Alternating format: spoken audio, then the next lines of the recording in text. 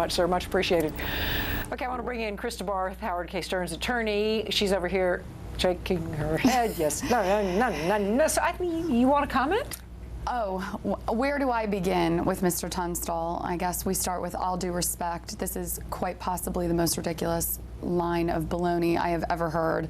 You know, to say that Virgie Arthur is capable of raising this baby because she raised her own children, that's the standard.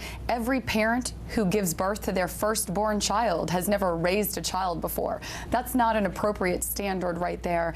And remember that Virgie says that her relationship with Anna deteriorated long before my client came into town, and that was because she alleges that Anna was getting in with the wrong crowd and using drugs. These were things. Anna had problems a long time ago. As a teenager, she had issues. Well, where was mom then? And you know, we know where mom was ultimately. When the going got tough, mom told her to get out. And mom said, look, you go live with somebody else. And at the end of the day, she says, that's why I had no relationship with her. For most parents, that would draw us closer to our children. When the going gets tough, we love them unconditionally and we are there for them. Where was Virgie Arthur? God forbid that Danny Lynn down the road has some issues. Is she going to be, you know, tossed out as well? This is serious stuff here that we're talking about. Allegations against Mr. Stern, allegations against Mr. Burkhead, who is not my client, but I find it just incredible that she's saying through her counsel that these gentlemen are nothing more than sperm donors.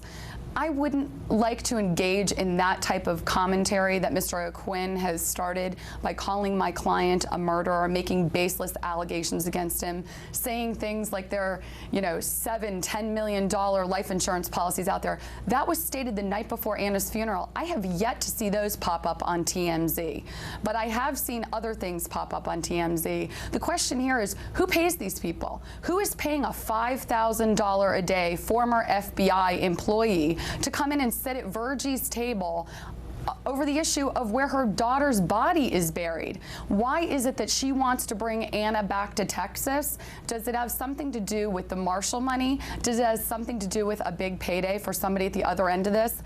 And all I know is she sat there in a courtroom and said, well, I don't know, Ms. Barth. Let me think about the answer to that question as to when I met Mr. Burkhead. I'm very concerned at the fact that he says, or anybody implies, that Larry Burkhead is going to allow this woman to babysit. That's concerning to me. He knows that Anna had a great problem with her mother that includes allegations of child abuse, some significant physical abuse. And I'm not saying these things are true, but I am saying that you have a little baby here that everybody can agree we're concerned about. So Mr. Burkhead's statement, I'm going to need all the help I can get. There's got to be better sources for assistance if down the road he ends up with this little girl than going to Virgie Arthur with this baby. Instead of saying, look, I'm going to look and see what's appropriate and never allow this child around anybody until I investigate, I would hope that now Mr. Burkhead would go in that direction. Okay, we've got to take a quick break. As you can tell, we've got more ahead on the Anna Nicole Smith case. I am the father of Danny Lynn, and I think this is a crime, basically what these people are doing to me, and I expect to be reunited with my daughter with the help of my attorney, Ms. Opry. Say that breaking up is hard to do, so how will Larry Burkhead fare now that he and high-profile attorney Deborah Opry have parted ways? Joining us now on the phone, Stern attorney James Nevitt and Eric Redding, who managed Smith's early career after discovering the then unknown dancer in a Houston club.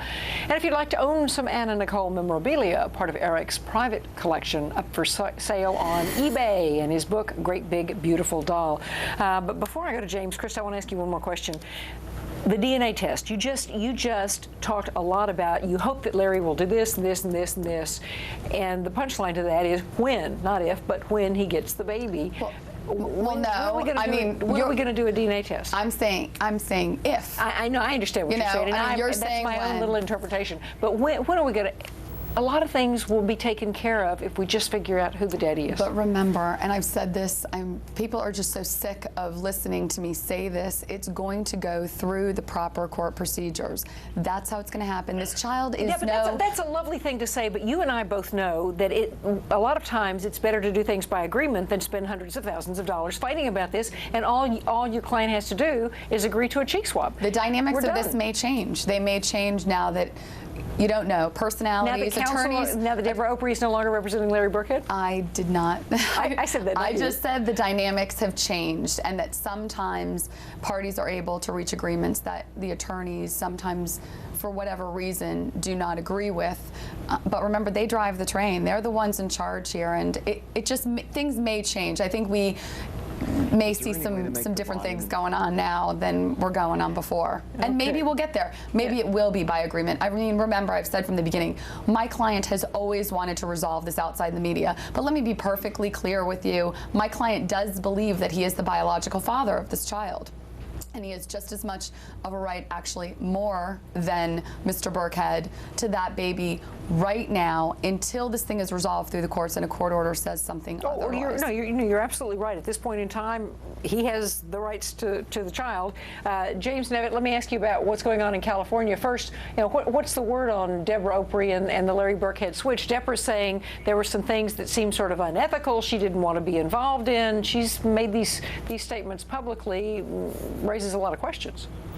Well, first of all, I want to say I've never had any contact with Mr. Burkhead, and I've never told or been involved with my client having contact with Larry. So any concern she has about me being involved in that, I would never do that. I think that's not correct for an attorney that's representing a party to talk to the other side's client. Secondly, I just found out this morning from news media that Deborah Opry is gotten off the case, and I've tried to confirm it, but we've not gotten any what they call a substitution of attorney in California that makes it official. We have briefing due on the Gabriel P. case this following week, and so that's going to concern me whether or not he doesn't have an attorney and whether that gets done, because we have a hearing here on 2 weeks from sometime in the next 2 weeks. Yeah. I think it's April 3rd. I'm not real sure. Where the court's going to decide whether or not the California court will take jurisdiction over Howard's sua sponte, which basically means without anybody asking for it. In other words, the court feels he may have an obligation to join him anyway. Right. And that's what we're briefing. Okay, well, obviously we're back to that issue where Deborah was saying she wants Howard's DNA because she basically wants to exclude him as, from an evidentiary point of view, as the father of this child, so that they can go straight to attack, I assume, the guardianship as they determine the custody issues in this case. Any progress on that in California? Any sense the way the court's going to rule? In terms of custody or in terms of paternity? In terms of bringing Howard in on the paternity issue. The court gave an indication that he felt he needed to do that, but he wanted to give me and Mr. Rell, our side, an opportunity to brief the case and present that. But even if the court finds and brings him in as a party, then we have several jurisdictional issues to bring up at that point. He says we'll be able to do that. You're talking at least 2 or 3 months of legal maneuvering before you even get him in a position where he can be ordered to do anything. And in the meantime, they're in the Bahamas and they can get it all resolved there, and I suspect they're going to. Yeah. And in addition, as I understand it, Larry has expressed the desire to resolve it. Howard has expressed the desire to resolve it. From my understanding from Ron, they have had some meetings, and hopefully this case can get resolved that way. I think Krista basically brought that up, and the better thing for everybody to do is try to resolve it outside the court system. Well, I certainly I led the way with mediation, arbitration in the court systems of Dallas County, and I think that's exactly what ought to happen.